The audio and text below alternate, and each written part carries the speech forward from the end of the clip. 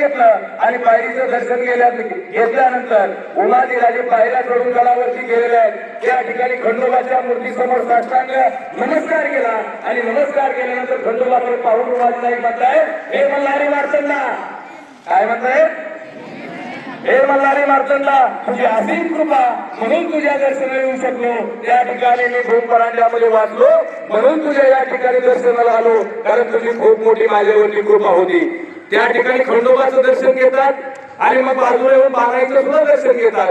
बाणाईचं दर्शन घेतल्यानंतर उमाजीराजे पायऱ्या उतरून खाली येतात. पायऱ्या उतरून खाली आल्यानंतर त्या ठिकाणी मुलांनो वडाच्या झाडाखाली शाहिरांचा पोवाडा चालला होता. शाहिरांचा पोवाडा ऐकत ऐकत उमाजीराजे खाली येत होते. तेवढ्या त्या ठिकाणी उमाजीराजेचा एक साथीदार येतो आणि त्या उमाजीराजेच्या कानामध्ये बोलतो, नाईक, तुमच्या भावाला पोलिसांनी पकडलं, तुमच्या अमृताला पोलिसांनी पकडलं. त्यावरती उमाजी नाईक लगेच घोड्यावरती टाच मारून त्या ठिकाणी पोलीस चौकीला जातात. पोलीस चौकीमध्ये अण्णा हवालदार होता. अण्णा हवालदाराला उमाजीराजे म्हणतात,